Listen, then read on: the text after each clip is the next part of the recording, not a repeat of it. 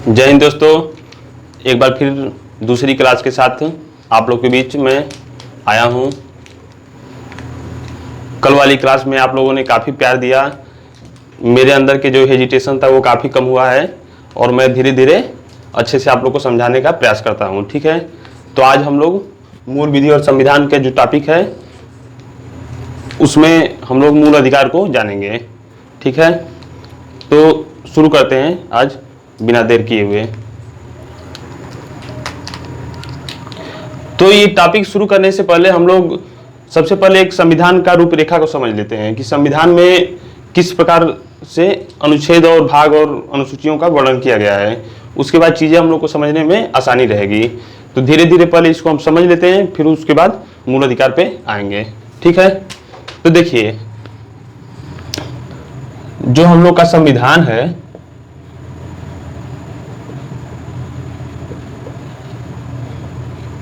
वह लिखित एक संविधान है और यह देश का सर्वोच्च विधि है। ठीक है, तो संविधान में हम लोग का इसका बंटवारा इस प्रकार से किया गया है कि 395 इसके अनुच्छेद हैं।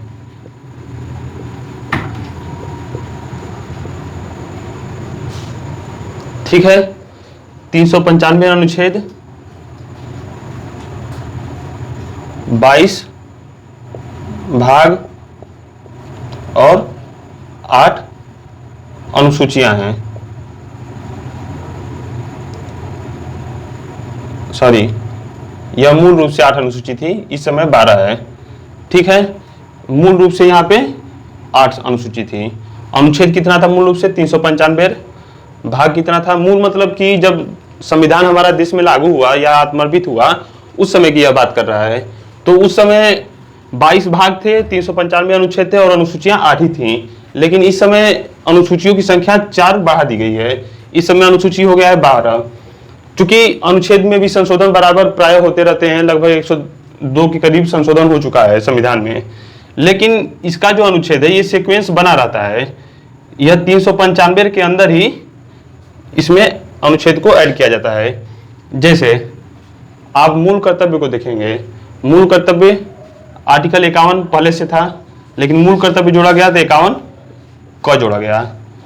यदि इस प्रकार से देखेंगे तो लगभग 465 से ऊपर अनुच्छेद इस समय भारतीय संविधान में है। ठीक है, तो ये अनुच्छेद क्या होता है, भाग क्या होता है, अनुसूची क्या होती है, ये हम लोग एक बार जान लेते हैं। तो देखिए, जिस प्रकार से कोई अधिनियम बनता है उस अधिनियम को प्रावधानों को धारा कहते हैं हम लोग, लेकिन भारतीय संविधान के प्रावधानों को हम लोग अनुच्छेद क्यों कहते हैं? तो इसमें अधिनियम, क्योंकि ये भी संवैधानिक अधिनियम है, तो इसलिए कहते हैं कि जो अधिनियम बनता है, कोई एक्ट बनता है या लॉ बनती है, तो उसमें वो सेकेंडरी विधि होती है। किसी भी देश का जो सर्वोच्च विधि होती है या जिस विधि की शक्ति पाके उस देश की संसद या जो भी सदन होता है वह कानून बनाएगा, तो वह अनुच्छेद कहा जाता है। मतलब सर्वोच्च धारा से वो सर्वोच्च विधि में आती है, उसको अनुच्छेद बोला जाएगा। क्योंकि जिसे जो संयुक्त राष्ट्र संघ का जो चार्टर है उसमें भी अनुच्छेद दिया गया है। ठीक है, तो वो भी एक बड़ी विधि है, अंतर्राष्ट्रीय स्तर पर विधि है, इसलिए उसको अनुच्छेद बोला जाता है। भाग क्या है? तो भाग ये जो 395 अनुच्छेद का क्रम है, इसी को पार्टीशन वाइज भाग में बांटा गया है। और ये अनुसूची क्या है भाई? ये हो गया था, तो ये अनुसूची डालने की क्या जरूरत है? तो अनुसूची इसलिए डाला गया है कि इसके अनुच्छेदों का या भागों को जो एक तरह से बोला जा सकता है कि अनुसूची विभिन्न मदों को एक जगह वर्गीकृत या इकट्ठा किया गया है। ठीक है, कि जिससे कि हम लोग इसको आसानी सरलता से जान सके, एक साथ देख सकें। ठीक है, तो इसलिए यह अनुसूची है, यह भाग हो गया, यह अनुच्छेद हो गया। ठीक है, हम लोग को पढ़ना किस सीक्वेंस में है ये जान लेते हैं हम लोग, जिससे आप लोग को अनुच्छेद याद रखने में और भाग को समझने में आसानी होगी। ठीक है,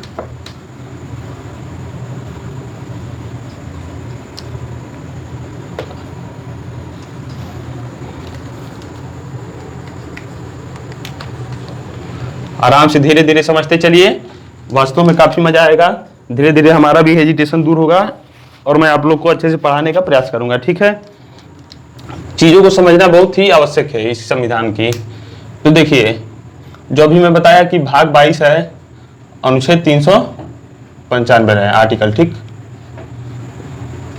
पार्ट, ठीक है। तो इसको हम लोग याद कैसे करेंगे भाई? ये 22 भाग है, 395 अनुच्छेद है। तो सबसे पहले हम लोग इसको ये जान लेते हैं कि किस सीक्वेंस में चलता है। तो देखिए, मान लीजिए ये पार्ट 22 है, ये अनुच्छेद है। तो अनुच्छेद भाई 1 से शुरू होगा, 395 तक चलना है। तो 1 2 3 4 5 6 7 8 9 10 11 12 ऐसे करके चलना है, ठीक है।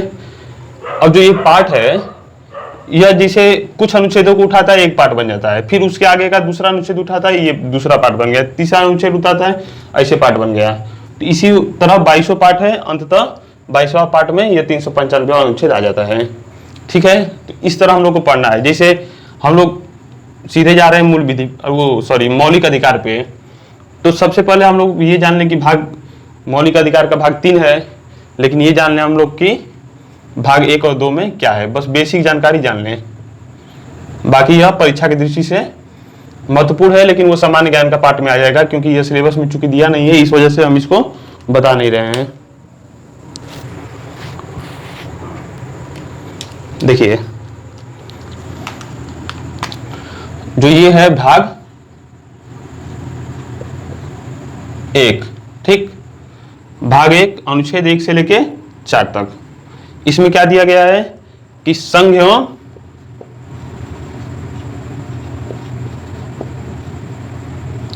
उसका राज्य क्षेत्र।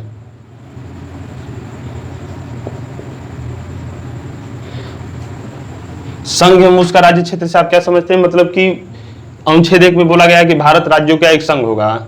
इसमें मैं जब सामान्य ज्ञान में पढ़ाऊंगा, सामान्य ज्ञान का पोर्शन यदि पढ़ाता हूं मैं, तो इसमें उसको कवर कर दूंगा, या लास्ट टाइम में समय मिलता है हमको तो इसको अच्छे से बताऊंगा, ठीक है। बस इतना आप जान लीजिए कि जो विभिन्न इस समय जो राज्य हैं, केंद्र शासित प्रदेश हैं, सब वो इस भाग के अंतर्गत आती हैं। उनका सीमा परिवर्तन कैसे होगा, उनके नाम में परिवर्तन कैसे होगा, किसी क्षेत्र को राज्य का बंटवारा कैसे करना है, ये सब उसमें आता है। ये सब संसद को शक्ति प्राप्त की गई है इसी भाग के अंतर्गत, ठीक है।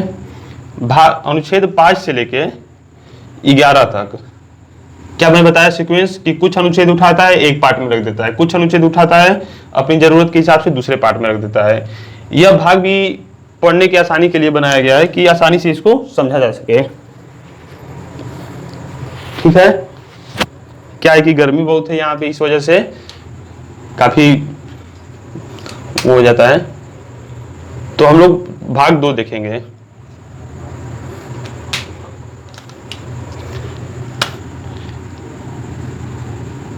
भाग 2, इसमें क्या है? नागरिकता।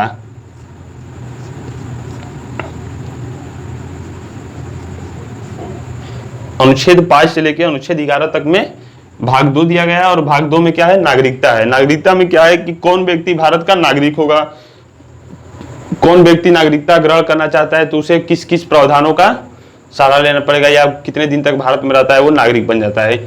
ये विभिन्न प्रावधान दिए गए। इसी के तहत एक ठो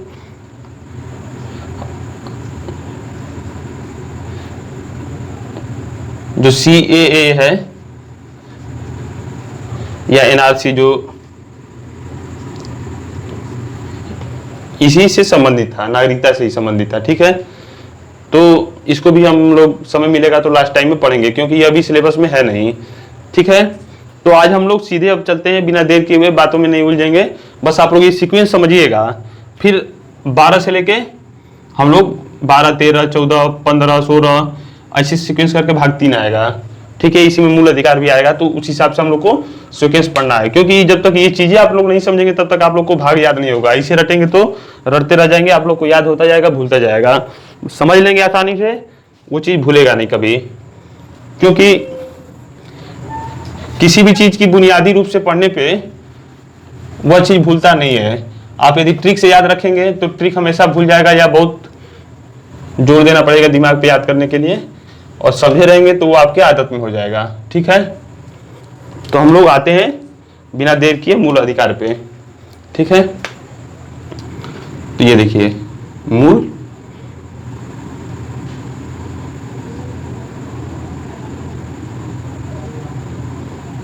अधिकार।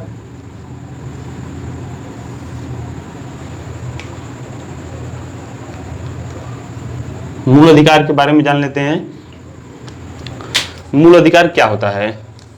तो सबसे पहले हमको ये जानना है कि भाई मूल अधिकार होता क्या है। तो एक तरह से कह सकते हैं कि विभिन्न विद्वानों ने अलग अलग परिभाषा दे रखी है। भाई इसमें का निर्धारण करना बहुत ही कठिन कार्य है कि क्या चीज मूल अधिकार है, क्या चीज अमूल अधिकार है, क्या मौलिक अधिकार है, क्या अलौकिक अधिकार है। तो इसमें हम लोग को बस इतना समझना है कि जो भारतीय संविधान में दिया गया है वही हमारा मूल अधिकार है। किसमें दिया गया है? भारतीय संविधान के भाग 3 में दिया गया है। भाग 3 में भी क्या? भाग 3 के कुछ अनुच्छेदों में। ठीक है, तो मूल अधिकार जानते हैं। एक तरह से आप लोग को एक परिभाषा दे देता हूं कि मूल अधिकार वह आधारभूत अधिकार होता है जो व्यक्ति के बौद्धिक, नैतिक और आध्यात्मिक विकास के लिए आवश्यक ही नहीं अपरिहार्य होता है। मतलब व्यक्ति अपनी बौद्धिक विकास तभी कर सकता है जब वो इन अधिकारों को पाया रहेगा। कौन से अधिकार? तो जो हम लोग पढ़ने जा रहे हैं। भाई क्या है कि देश में लगभग ही लोग अपने मूल अधिकारों को जानते हैं। जब तक उसे जानेंगे नहीं तब तक उसको परिवर्तन में क्या लाएंगे। तो हमारा यही मकसद रहा है कि धीरे धीरे लोग इसको जाने। ठीक है, तो आइए बिना देर किए चलते हैं टॉपिक पे।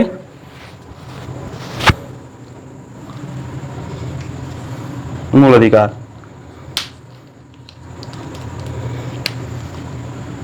मूल अधिकार जो है वह अनुच्छेद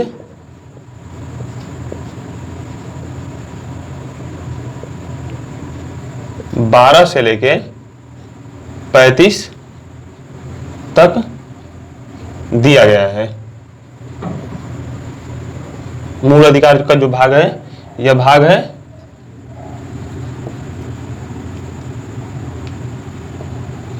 भाग 3। ठीक, भाग 3 अनुच्छेद 12 से शुरू है। 12, 13, 14, 15, 16, 17, 18, 19, 20, 22, 25 ऐसे सीक्वेंस में क्रमशः 35 तक मूल अधिकार का जो चैप्टर है वो दिया गया है। ठीक है, सबसे पहले हम लोग देख लेते हैं कि भाई आखिर में यह मूल अधिकार शुरू कैसे हुआ, इसकी अवधारणा कब से उत्पन्न हुई। ठीक है, तो सबसे पहले भाई जाहिर सी बात है कि हम लोग सभी लोग जानते हैं कि विश्व में सबसे विकसित देश जो था वो इंग्लैंड था। तो भाई शुरुआत भी उसकी वहीं से होनी थी। तो सबसे पहले 1215 ईस्वी में वहां के नागरिकों ने, सम्राट जो जान थे वहां के, उनसे उन्होंने एक अधिकार पत्र लिया जिसे भारत का इंग्लैंड का मैग्ना कार्टा कहा गया। वो प्रथम ऐसा अधिकार पत्र था। सोचिए 1200 आज से करीब 800 साल पहले ही वो लोग अपना अधिकार पत्र ले लिए थे। फिर धीरे धीरे 1689 के करीब वो लिखित रूप में इस संवैधानिक, जिसे हम लोग के संविधान में दे दिया गया है, ये कि इसको लिखते चलते हैं।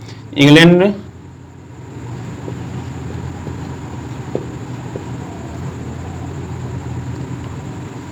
ठीक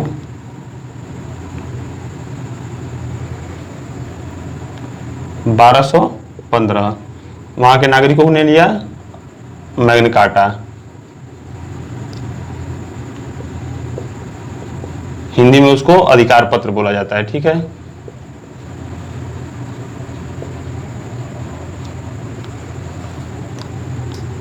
लेकिन लिखित रूप से लेने के लिए जिस प्रकार से भारत के संविधान में मूल अधिकार दिया गया है उस प्रकार से तो नहीं लिया, लेकिन एक विधिक रूप से जैसे कोई एक अधिनियम बना के उसको 1689 ईस्वी में बिल ऑफ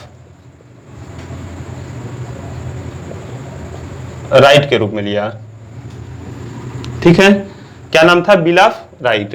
यह प्रथम बार लिखित रूप से अधिकार को लिया गया। ठीक है,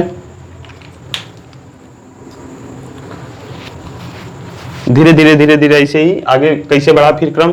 फिर क्या हुआ कि 1789 में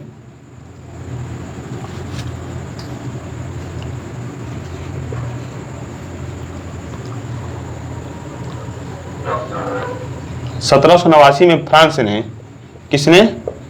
फ्रांस ने अपने नागरिकों को एक लिखित प्रलेख के रूप में, जब भाई वहां क्रांति हुई 1789 में, तो जाहिर सी बात है वहां भी अपना कुछ लिखित रूप से अधिकार नागरिक प्राप्त करेंगे ही, लेकिन वहां पे फ्रांस की सरकार ने स्वतः ही नागरिकों को एक वो दिया, जिसे अधिकार दिया, जिसे मानव व नागरिकों का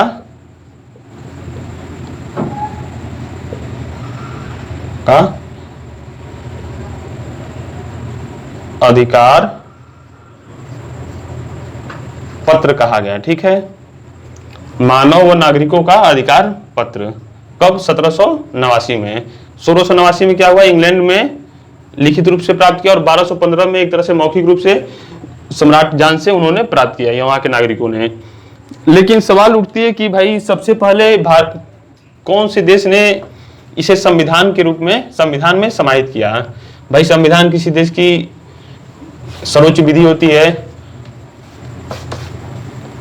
तो सबसे पहले लिखित संविधान अमेरिका में भाई बना, तो अमेरिका ने ही अपने संविधान में सबसे पहले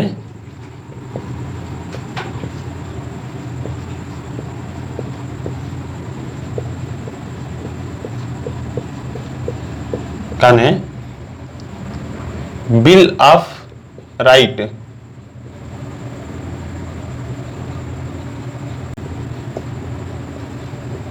के नाम से अपने संविधान में इसको स्थान दिया। उसी से प्रभावित होकर भारत ने भी अपने संविधान में मूल अधिकार को एक भाग में रखा, लेकिन जो भारत का था वो अमेरिका से कहीं ज्यादा आधुनिक और व्यापक साबित हुआ। और जो भारत के संविधान में मूल अधिकार की विस्तृत व्याख्या की गई है, इस विशेषता के कारण वह पूरे विश्व के किसी भी लिखित संविधान में सबसे बड़ा और व्यापक है। ठीक है, इसलिए इसको भारत का मैग्ना कार्टा भी, संविधान का मैग्ना कार्टा भी कहा जाता है। ठीक है, तो सबसे बड़ा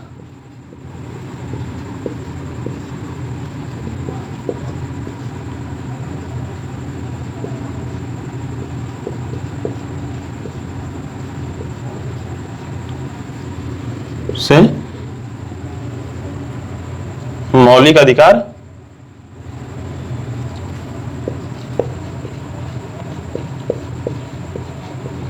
भारत को ही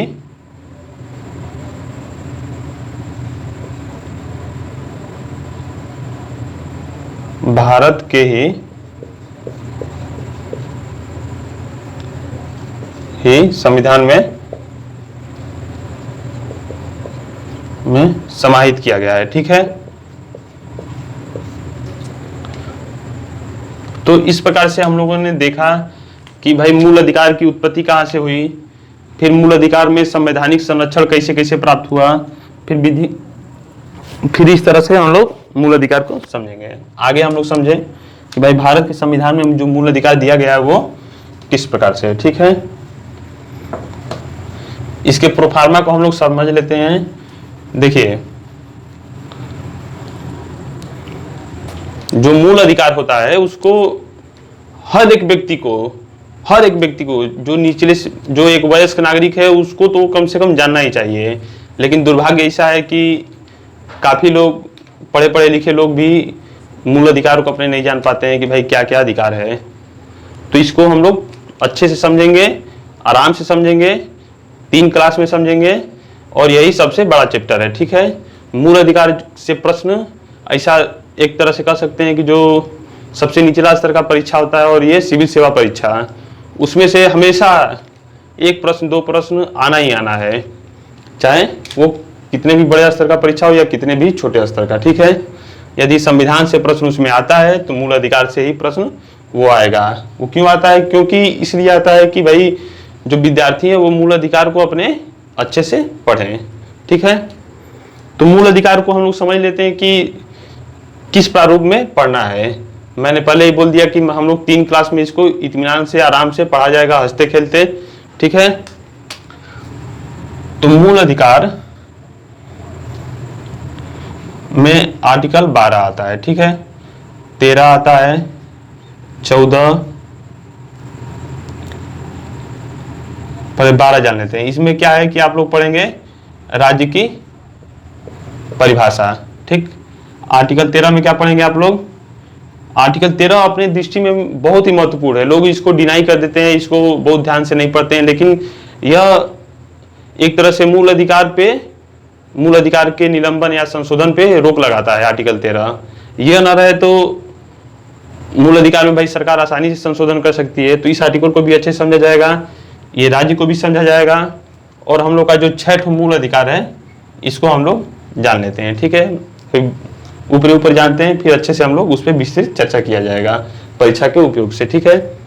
तो सबसे पहले जान लेते हैं कि हम लोग को मूल अधिकार 6 प्राप्त है। जब संविधान लागू हुआ था उस समय भारत के संविधान में 7 मूल अधिकार प्राप्त थे, लेकिन एक मूल अधिकार को निरस्त कर दिया गया। कौन सा? जो आर्टिकल 31 में था, संपत्ति का अधिकार, ठीक है। तो हम लोग देखते हैं 6 मूल अधिकार देख लेते हैं क्रमशः, फिर आगे हम लोग अपनी चर्चा शुरू करेंगे। तो हम लोग को पढ़ना क्या है? आर्टिकल 12 समझिए, राज्य की परिभाषा, मूल अधिकार समझिएगा, 12 से 35 तक हम लोग को पढ़ना है। तो आर्टिकल 12 में राज्य पढ़ेंगे, फिर आर्टिकल 13 में जो मूल अधिकार से असंगत विधियां हैं उसके बारे में पढ़ेंगे, फिर आर्टिकल 14 शुरू होता है समता का अधिकार।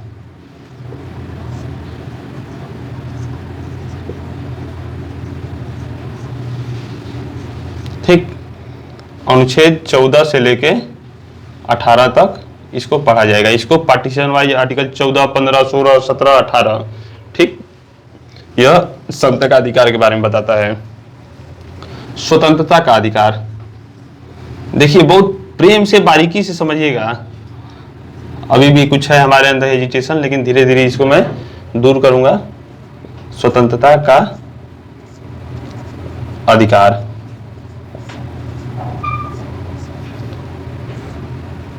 अठारह के बाद 19 से लेके 20, 21 और 22 स्वतंत्रता के अधिकार में हम लोग क्या पढ़ेंगे?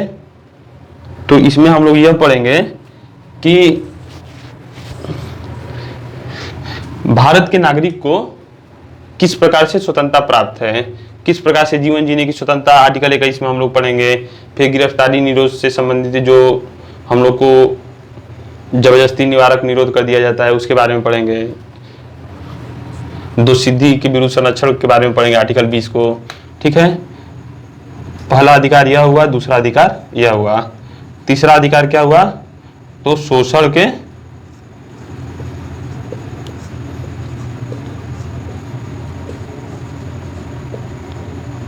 विरुद्ध अधिकार, ठीक। इसका केवल 2 आर्टिकल है, 23 और 24। इसमें जो बच्चों को, छोटे छोटे बच्चों को, जो 14 साल से कम के बच्चे हैं, उनको जो कारखानों में लोग काम पे लगा देते हैं, इससे वो बचाव प्रदान करता है, ठीक है। फिर चौथा है, इसको मिटाई यहां लिखते हैं, ठीक है, इसको मिटा देते हैं, बाकी 6 अधिकार को लिख देते हैं। चौथा है धर्म की स्वतंत्रता। आप लोग को पिछले क्लास में पढ़ाया था मैं धर्मनिरपेक्ष,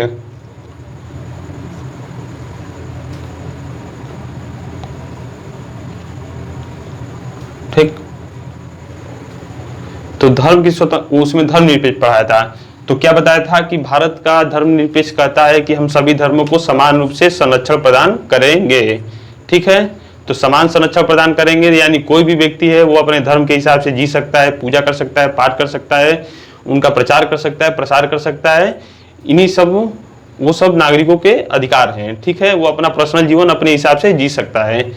तो इन सब के बारे में हम लोग धर्म की स्वतंत्रता जो हम लोग को मिली है, वो हम लोग का अधिकार 25 से लेके 28 में हम लोग पढ़ेंगे, ठीक है। पांचवा जो अधिकार है वह है अल्पसंख्यकों का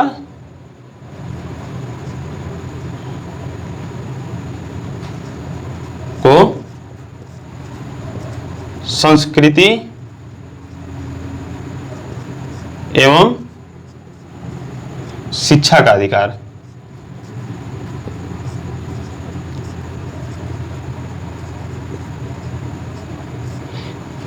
यह है 29 और 30। इसमें हम जो अल्पसंख्यक समुदाय है उनकी संस्कृति को बनाए रखने के लिए, उनको शिक्षा प्रदान करने के लिए, धर्म का ज्ञान के लिए उनको यह अधिकार दिया गया है 29 और 30 में कि वो अपने संस्कृति एवं शिक्षा को प्राप्त कर सकते हैं। ठीक है, मदरसा वगैरह इसी के अंतर्गत आ जाएगा। छठवां जो अधिकार है वो संवैधानिक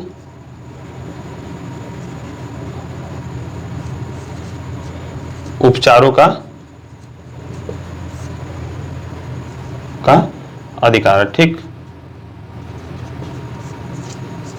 आर्टिकल 32।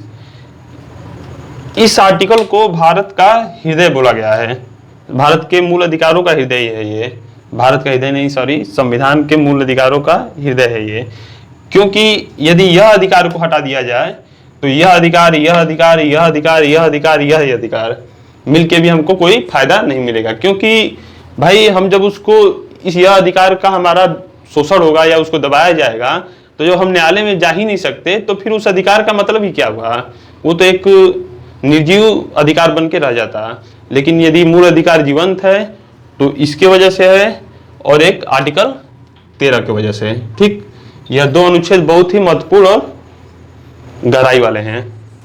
ठीक है, तो हम लोग अब अगले चरण में पहुंचते हैं।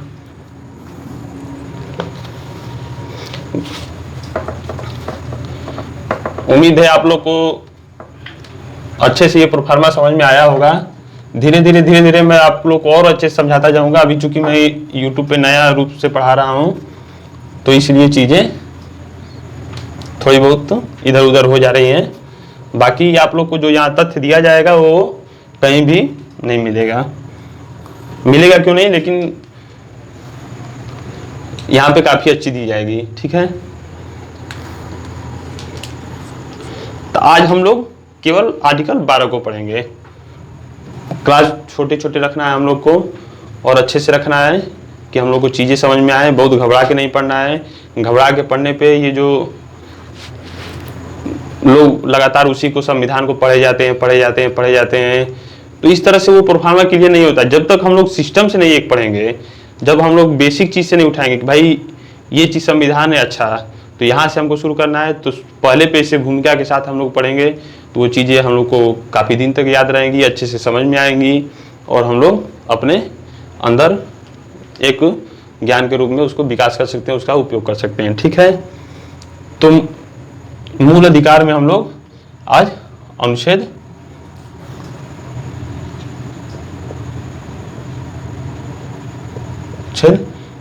12 से शुरू करेंगे। ठीक,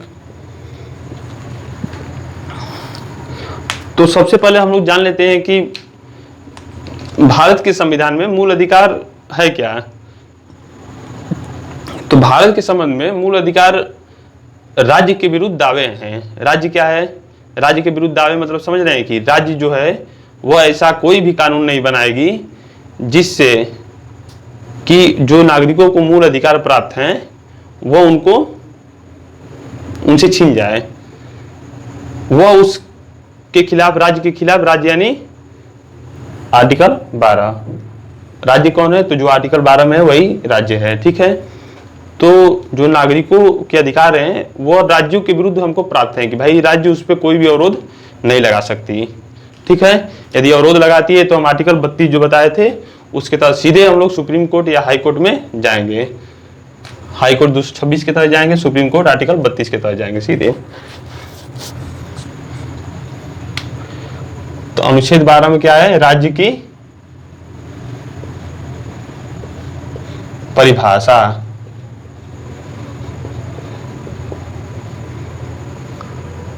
अब देखिए, आप लोग के दिमाग में चल रहा है कि ये जो विभिन्न स्टेट हैं, जो 29 राज्य हैं, जो उनके बारे में बात हो रही है। नहीं, उनके बारे में भी बात हो रही है, लेकिन यहाँ पे थोड़ा सा हट के है। भाई राज्य में कौन कौन शामिल है?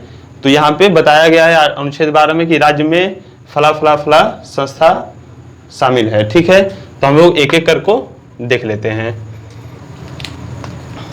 तो इधर से हम लोग देखते हैं।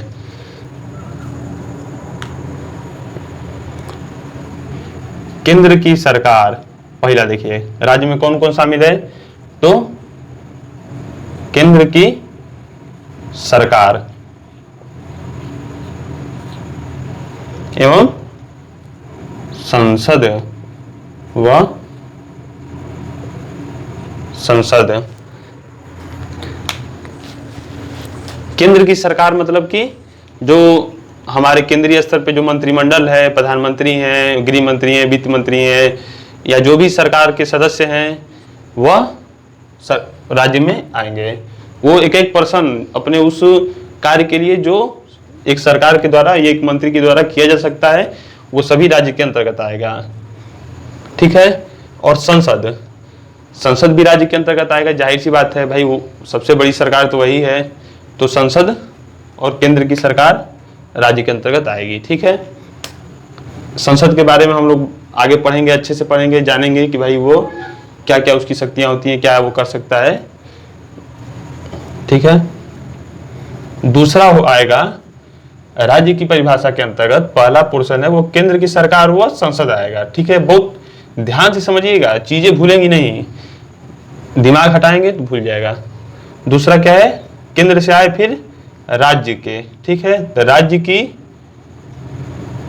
जो प्रत्येक राज्य हैं, सभी राज्य के, सभी यहां जोड़ दीजिएगा, सभी राज्य की सरकार एवं वहां का विधान मंडल। राज्य में केंद्र शासित प्रदेश भी इसमें शामिल है। ठीक है, ऐसा मत करिएगा कि केंद्र शासित प्रदेश को हटा दीजिएगा। तो हम लोगों ने क्या देखा, राज्य की सरकार प्रत्येक राज्य की, हर राज्य की, चाहे यूपी हो, बिहार हो, नेपाल, सॉरी तमिलनाडु हो, केरल हो, असम हो, मणिपुर हो, मिजोरम हो, त्रिपुरा हो, कोई भी राज्य है, जब जम्मू कश्मीर हो, सभी राज्य वहाँ की जो मुख्यमंत्री होंगे, जो वहाँ के अपने स्टेट के मंत्री होंगे, वो सभी राज्य के अंतर्गत आएंगे। फिर वहाँ का जो हर स्टेट में भाई विधान मंडल बना हुआ है, विधानसभा है, कहीं कहीं दो दो सदन है, विधानसभा और विधान परिषद, तो वो सब राज्य के अंतर्गत आएंगे। ठीक है, तो बाकी विधान मंडल और विधान परिषद, विधानसभा क्या होता है, इसके बारे में भी हम लोग आगे सिलेबस के अनुसार पढ़ा जाएगा। अभी यहाँ पे हम लोग राज्य की परिभाषा समझना है, तो केवल इतना समझ लेना है कि केंद्र की सरकार, संसद, राज्य की सरकार हुआ विधानमंडल। तीसरा क्या हुआ, तो स्थानीय प्राधिकारी। सीक्वेंस में आइए। ठीक है, तो केंद्र से आए राज्य पे, राज्य से आए फिर स्थानीय, यानी कि जो नगर निगम है, पंचायत स्तर है, ये सभी इसमें शामिल होते हैं। ठीक है, स्थानीय प्राधिकार मतलब कि जिनको नियम, विनियम या उपनियम बनाने की शक्ति प्राप्त हो, तो इनको छोटे स्तर पे प्राप्त होती है। जैसे मेले वगैरह जो लगते हैं अपने गांव क्षेत्र में, उस पर टैक्स लगाने का इनको अधिकार प्राप्त रहता है, या अन्य सार्वजनिक महत्व की कार्य करने का अधिकार प्राप्त होता है। भाई ये चुने भी जाते हैं जनता द्वारा, तो इसमें क्या आएगा, नगर निगम और पंचायत। ठीक है, जिला अध्यक्ष, ब्लॉक प्रमुख, ये सब जो होते हैं, ये सभी इसमें अपने कार्य के प्रति, जो पद का कार्य है उसके प्रति, न कि व्यक्तिगत कार्य के प्रति, वो राज्य के अंतर्गत आते हैं। ठीक है, कोई भी इसमें सरकार का जो मंत्री है वो अपने जो एक आप कह सकते हैं अपने जो सार्वजनिक वो पद है उस कार्य के अंतर्गत यदि वो कार्य करता है तब वह राज्य के अंतर्गत आता है। यदि वो अपनी व्यक्तिगत कोई कार्य कर रहा है तो वो राज्य के अंतर्गत नहीं आएगा। ठीक है, चौथा सबसे इसका महत्वपूर्ण है कि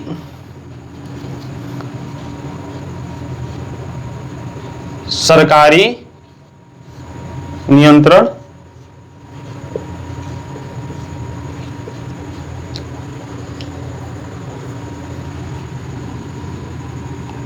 के सभी अन्य प्राधिकारी, मतलब कि वह जो ये है, ये है, ये है, ये है, ये है, ये है, इसके अलावा भी जो सरकार के जो जो संस्थाएं हो या जो भी सार्वजनिक महत्व की कार्य करा रही हो, सभी वो राज्य के अंतर्गत आएंगी। तो यह अन्य प्राधिकारी शब्द अपने आप में एक बहुत ही व्यापक शब्द जोड़ा गया है। तो यह 4 चीजें हम लोग को नोट कर लेना है। यह हम उम्मीद है नोट कर लिए होंगे आप लोग। ये चीज राज्य के अंतर्गत आती है। इसकी व्याख्या हम लोग थोड़ा सा अधिक रूप में करेंगे कि भाई इन इन चीजों के अलावा भी कौन कौन राज्य हो सकता है। ठीक है, तो इसको मिटा दे रहे हैं हम।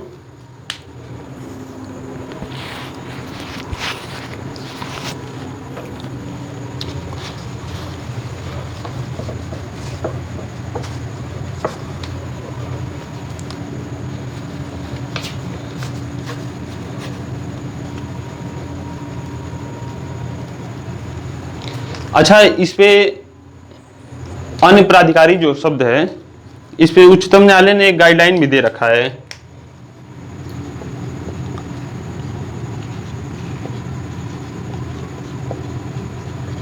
ठीक, ये जो चौथा पोर्शन था राज्य का,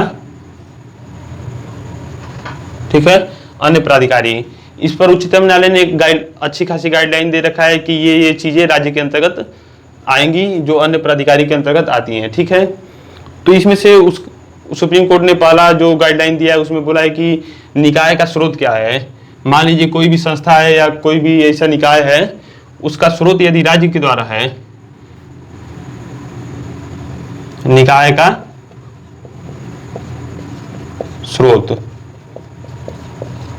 निकाय का स्रोत क्या है, यदि वो राज्य द्वारा निकाय का स्रोत प्राप्त होता है तो वह राज्य है। ठीक है, यदि निकाय का स्रोत राज्य के द्वारा प्राप्त होता है तो वह है। ठीक है, दूसरा गाइडलाइन उसका जो है, क्या निकाय पे राज्य क्या नियंत्रण है, इसमें से एक शर्त कोई भी पालन करे वो राज्य रहेगा। ठीक है, जो जो गाइडलाइन की जो शर्त है, पहली शर्त है वो निकाय का स्रोत क्या है, यदि वो राज्य का है स्रोत तो वह राज्य है। ठीक, निकाय पर नियंत्रण किसका है, पर नियंत्रण, निकाय का अर्थ आप लोग समझ रहे होंगे कि जो भी एक संस्था है, सरकारी संस्था से उदाहरण ले लीजिए, मान लीजिए कोई यूनिवर्सिटी वगैरह है या मानवाधिकार आयोग है, कोई भी जिसे इस प्रकार से योजना आयोग, नीति आयोग है, इस प्रकार से आप ले सकते हैं। ठीक है, तो यदि निकाय पर नियंत्रण भी राज्य का है तो वह राज्य होगा। राज्य में कौन कौन है, तो वो तो दे रखा है कि केंद्र की सरकार और संसद, राज्य की सरकार और विधानमंडल और स्थानीय प्राधिकारी। ठीक है, और भी उन लोगों का इन पे नियंत्रण है, स्रोत पे, निकाय पर नियंत्रण है।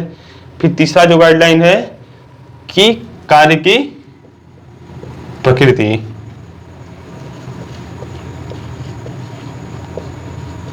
भाई उस निकाय की कार्य की प्रकृति क्या है, क्या वह कार्य सार्वजनिक महत्व पे तो कार्य नहीं हो रहा है, क्या वो रोड बन रहा है, क्या वो ऐसे कार्य कर रहा है जो एक सार्वजनिक महत्व का हो। आप लोग समझ रहे होंगे। ठीक है, तो कार्य की प्रकृति यदि वो सार्वजनिक महत्व का है तो वह राज्य होगा। ठीक है, चौथा उसका गाइडलाइन है कि यदि किसी निगम को एकाधिकार प्राप्त है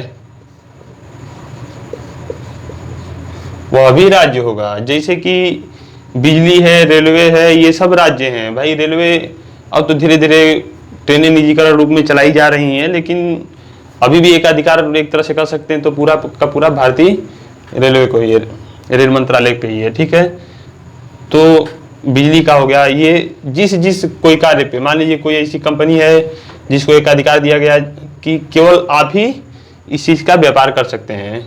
खैर भारत में तो है नहीं ऐसा, लेकिन एक तरह से इसको गाइडलाइन में दे दिया गया है, बिजली और रेलवे को छोड़ के नहीं और किसी चीज पे एकाधिकार नहीं है। तो यहाँ पे हम लोगों ने इतने गाइडलाइन को, महत्वपूर्ण गाइडलाइन को देखा। ठीक है, कुछ हम लोग उदाहरण के द्वारा समझ लेते हैं कि क्या क्या वह राज्य है, संसद और केंद्र की सरकार, फिर उसके बाद वो राज्य की सरकार और विधानमंडल, फिर स्थानीय प्राधिकरण, फिर अन्य प्राधिकारी में क्या क्या शामिल हो सकता है। ठीक है, इसको मिटा दे रहे हैं। कुछ उदाहरण हम लोग समझेंगे।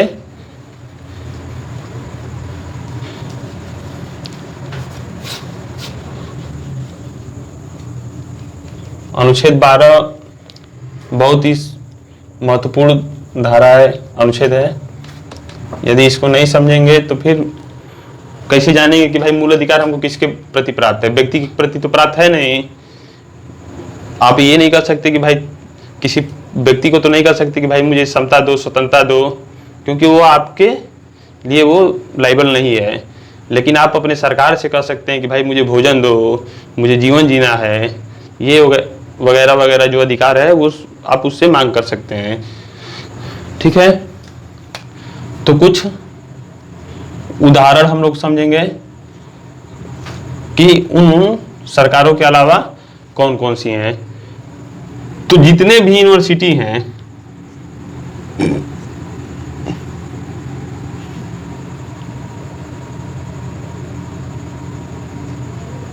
ठीक है, शब्द पे मत जाइएगा, थोड़ा बहुत तो इसका लेखन गलत हो सकता है मात्रा वगैरह में। ठीक है, तो जितने भी यूनिवर्सिटी हैं जो सार्वजनिक सरकारी हैं तो वह राज्य के अंतर्गत आएंगी। ठीक है, जितने भी सरकारी कॉलेज हैं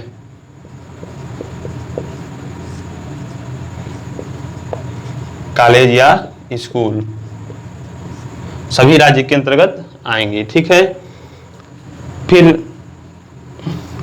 एक LIC कंपनी है, भारतीय जीवन बीमा निगम, तो वो भी राज्य है। ONGC जो है वो भी राज्य है। और आप लोग देखेंगे सेल एक कंपनी है, वो भी राज्य है। एयरपोर्ट अथॉरिटी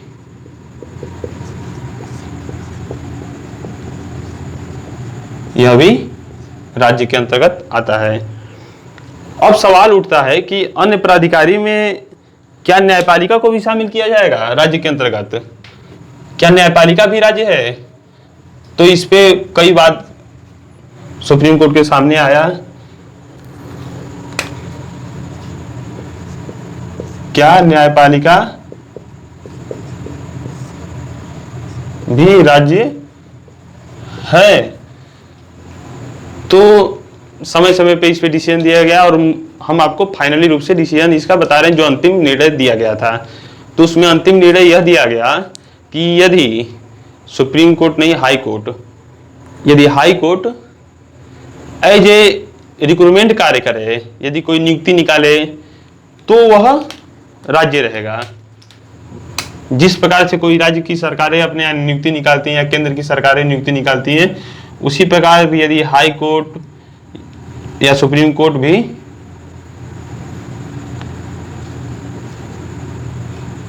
नियुक्ति करता है तो वह राज्य होता है, उसके खिलाफ कोर्ट में ही जाया जा सकता है। लेकिन यदि वह एज ए जुडिशियल कार्य करता है, यानी कि न्यायिक कार्य करता है, किसी फैसले को अन्याय और न्याय के बीच में न्याय का कार्य करता है, तो वह राज्य नहीं होगा। उस समय वह राज्य नहीं होगा, उसके खिलाफ आप नहीं जा सकते। ठीक है, तो इस प्रकार से हम लोगों ने राज्य को अच्छे से लगभग समझ लिया। ठीक है, अब इससे ज्यादा नहीं है। और हाँ, जो ये मैं पढ़ा रहा हूं, यह जो आगामी PCS का परीक्षा है 24 अक्टूबर को, उसके लिए भी बहुत ही अत्यंत महत्वपूर्ण है। ठीक है, तो इससे बाहर चीजें नहीं आएंगी, उसमें भी इतना मैं कह सकता हूं। ठीक है, इससे ज्यादा आप लोग देखेंगे यदि घटना चक्र वगैरह का क्वेश्चन या पिछला क्वेश्चन देखेंगे तो उसमें इससे बाहर का क्वेश्चन नहीं रहेगा। उसमें क्या पूछेगा अनुच्छेद 12 में, तो राज्य के अंतर्गत क्या क्या शामिल है या कौन कौन राज्य हैं।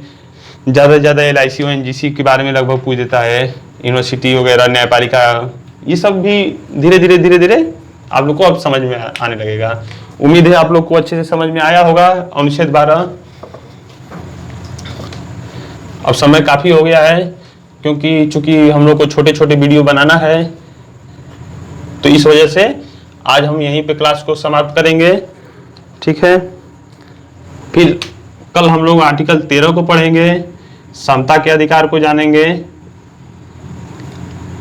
आर्टिकल 13 में जो दिया गया है कि मूल अधिकार से असंगत विधियां उस मात्रा तक शून्य होंगी जिस मात्रा तक वह मूल अधिकार से असंगत होंगी। ठीक है, तो उसके बारे में हम लोग पढ़ेंगे।